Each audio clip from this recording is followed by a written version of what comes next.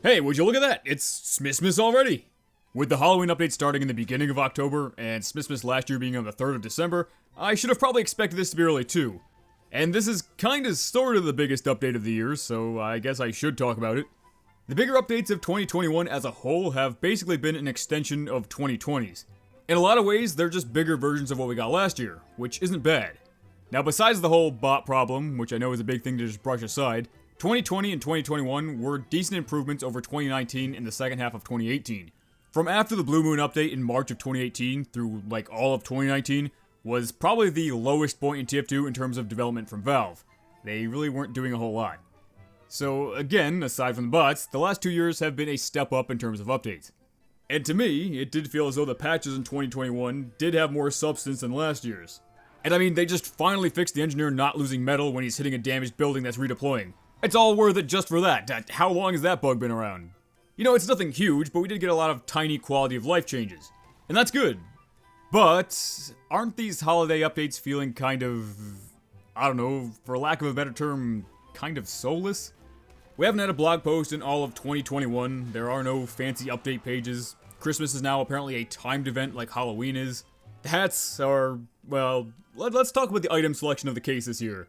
It seems like most of the community is on the same page in thinking that this year's selection of items is not the best. My take on last year's Christmas case was that there were too many hats that were too Christmas specific, and this year they decided to double down on that. Triple down, they're like all hyper-specific Christmas hats that work for maybe, 1 month out of the year. This is the first time, probably ever, where I don't want a single new hat from a TF2 case.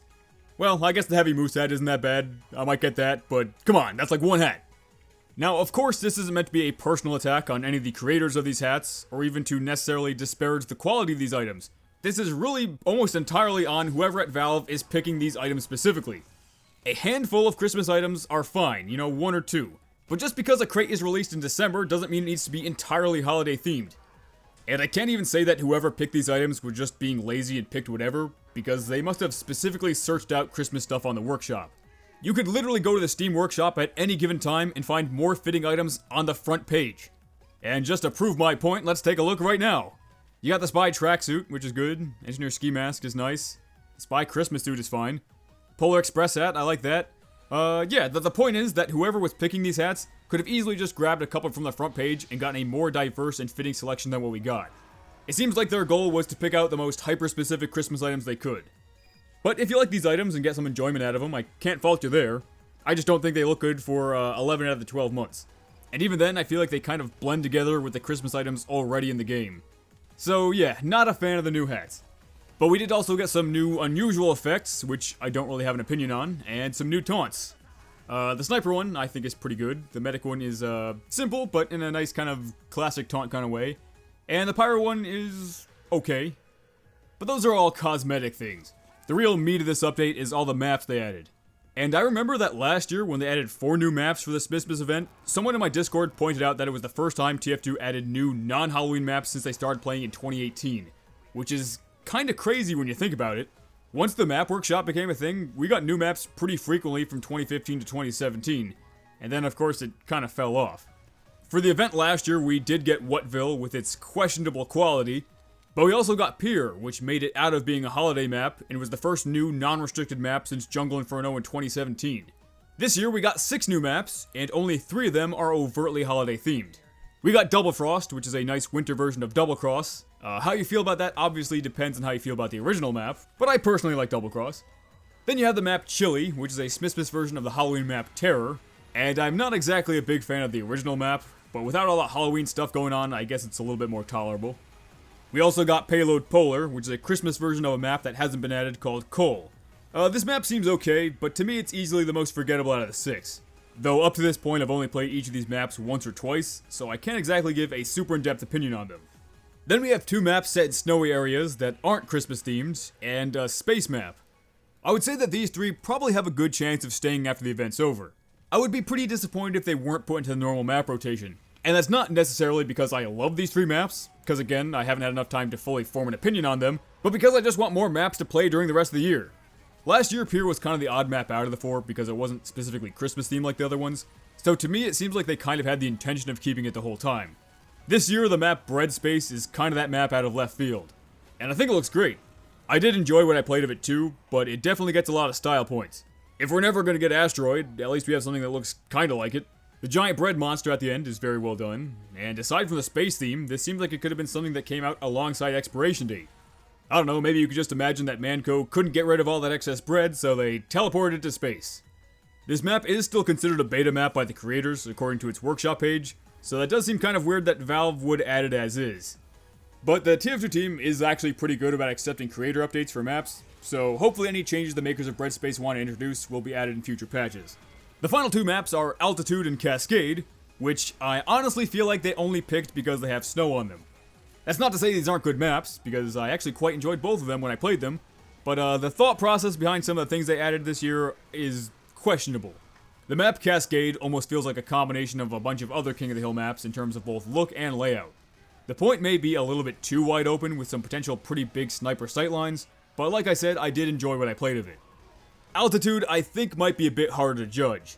It is an attack-defend map, so the balance is probably a bit more difficult to get right than it is for King of the Hill, where it's essentially just mirrored on both sides. And 2 of the 3 rounds I played on Altitude, neither offensive team could get past the second point. So that might be a problem with the map, or maybe people just need to get more used to playing around it. But the map looks great, and I had fun on this one too. And that's the thing though, I have been having a lot of fun with the new maps. If a few of them stick around after the event's over, then I'm happy enough to call this a solid update, regardless of how underwhelmed I am by certain other aspects of it. But while Christmas last year had me feeling a bit more optimistic about what was to come next, Christmas this year has me kind of lukewarm on what's to come. I think it's just going to be a further extension of this year's updates. It could be bigger, it could have more stuff, but they're still kind of lacking. It's lacking in presentation, with weapon balancing, with contracts, you know, the stuff that makes a major update feel like a major update. And that's kind of the frustrating thing here. It wouldn't take much to not only give TF2 updates that the community finds truly satisfying, but updates that we would call genuinely really good. I do praise the 2015 style of updates a lot, but that's because I think they hit that perfect balance. Yeah, most of the new content was community made, but we also got those new contracts, we got a bunch of good weapon balancing, we got a good selection of cosmetic items and taunts, and then these updates just feel like they're kind of on autopilot. They're lacking in those little extra touches that make something feel like a major update instead of just a map pack. But for what it is, a map pack is still good. And on that topic, if our 2 big updates are going to be Halloween and Christmas with map events, would it be that hard to do a summer one too? I don't think it would be that difficult to throw in, you know, maybe 1 or 2 new maps with the summer crate. I don't think it would be that hard, but hey, what do I know? So yeah, while I certainly don't think 2022 is going to be a bad year for the game, I can't say my expectations are all that high for getting more. But TF2's player count has been consistently higher than ever. If the bots ever get truly fixed, then the game would be in a pretty good basic state, and then maybe then after that we can start asking for more. But it's all kind of a what if. What we do have right now is a pretty decent Smissmas update. I think there are at least a few things that everybody can enjoy in it, even if the hats are pretty not great. Why are they so bad? So hey, Merry Smissmas, I hope everybody has a good time with the update, and I'll see you in 2022. Is what I would say if this was the end of December, but December just started. So, I'll see you when the next video is done, which, should be soon, I think.